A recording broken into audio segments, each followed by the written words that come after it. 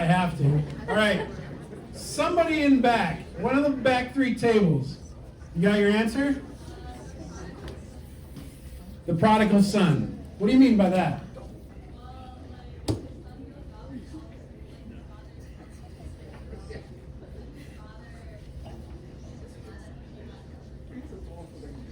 I hear what you're saying. So he's so important. He's always welcome back, right? It's in that vein. I'm looking for something more specific.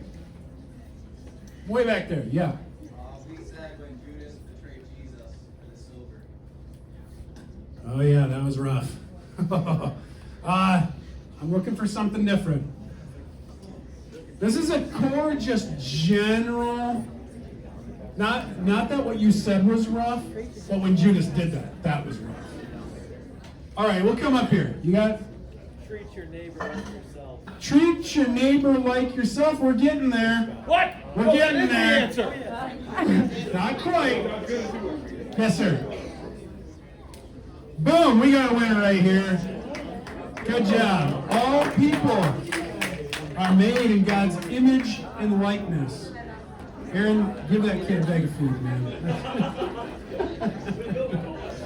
How convenient for me, because this is the name of the document the Vatican released today. Dignitas Infinita. Infinite dignity.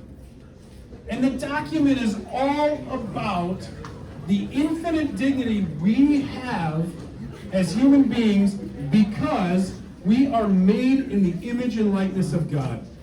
It's a beautiful document, and it talks about how all of Christian teaching flows out and how we interact with each other. Everything about economy, everything about sports, everything about the whole Christian experience flows out of this idea. And how we're supposed to interact with each other is the fact that Jesus Christ, the King of the universe, became one of us. And that made us so dignified. I'm even at a loss for words. I can't even say it to that point. But that is the essence of what we're talking about. And that's why I use that imagery of all of these people is it doesn't matter the amount of money. There is no money that can replace or compensate for one human person. And that's what we always have to bring to the world. That's how we bring Christ, is we understand that at a very deep level. So the essence of the dignity of human work is the fact that it is the humans that are doing it. And humans are always going to be more valuable than the thing that is being created by us. Always. And we make a lot of money a lot of times. So, does that make sense? Please remember that. Juniors, seniors in particular, because you're making active decisions about your careers right now, is how am I going to bring Christ into the workplace when I go out of college or when I go to trade school or when I start in a trade, or it doesn't matter, and we'll talk more about that. But when I get into my career or my next step, how am I going to see my own dignity and how am I going to see it in others through the work that I'm doing? So it is the humans that bring it to us, and so now we have to think about this, okay, let's talk about work. Work itself, is all work good? I don't want us to sit here and list work that is not good, because we know there is work out there that is not good. But I want to make some distinctions. So about when you're making these decisions, and I don't want to just pick on juniors and seniors. Freshmen are thinking about, I have a freshman daughter at home, and she's thinking about it all the time already. What am I going to do? It starts to weigh on you because you got to go to your counselor and take some classes. Am I college prep? Am I doing this thing? And so let's look at some framework that we can think about of when we're starting to make these decisions of the work that we're doing. First, good work is moral. Christ would never expect us to do work that was immoral. And we know what the difference between moral and immoral is, right? And it is below our dignity to do immoral work. And so when we're looking at what do I want to become, what do I want to do, we should absolutely evaluate the morality of what we're trying to do, right?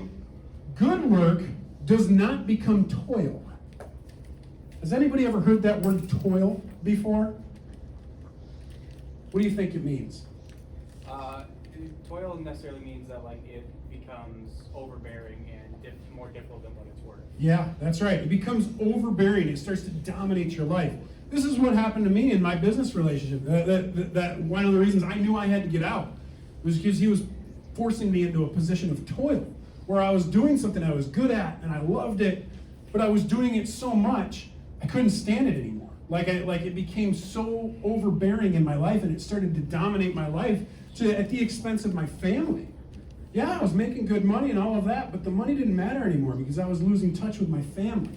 And that started to make me realize, I don't want to toil. I want to have balance. I want to have balance in my life. So good work does not become toil.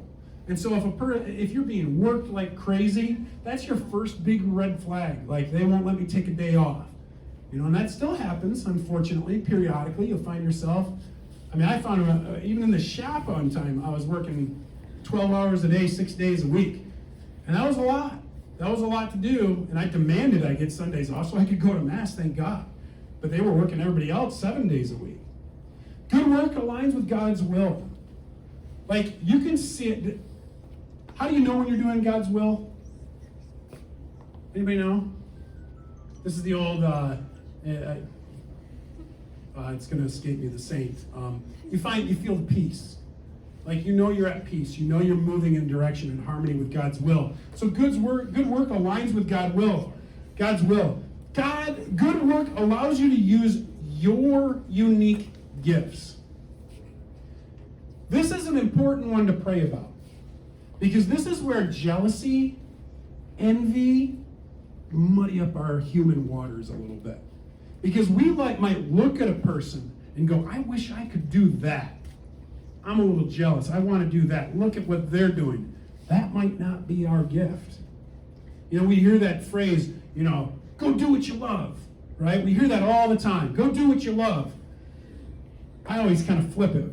I say, learn to love what you can do, right? God gave you some gifts. He gave you unique gifts to contribute to the world, to bring Christ to the world, and He wants to reveal that to you. But we have to pray about it. And you will never be happier in a job than when you are doing the job that God has designed you for. Does that make sense? It's super important to pray about it and think about it. We'll talk more about that. And the last one on these is all work good. Good work allows you to serve others. Somewhere in your work, because we are a communal people, we're here for each other. And not just Catholics, not just Christians, but the whole world. We're supposed to be a witness to Christ.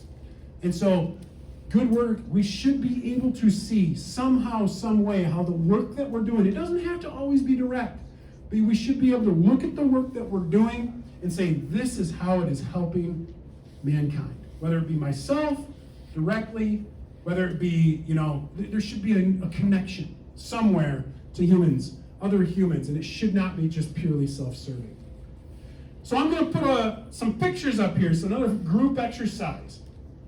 Because I don't want to go over time. I'm going to ask, and there's so many of you, here's examples of different careers you all could choose, right?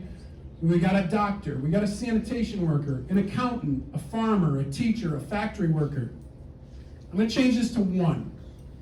Your groups are big enough. Like, come up with one way that each of those can be good work, could be considered good work, according to the little formula that I showed you. Does that make sense? So come up with one way, and then we'll talk about it. We'll see how many we can get out. So it'll take like 10 minutes.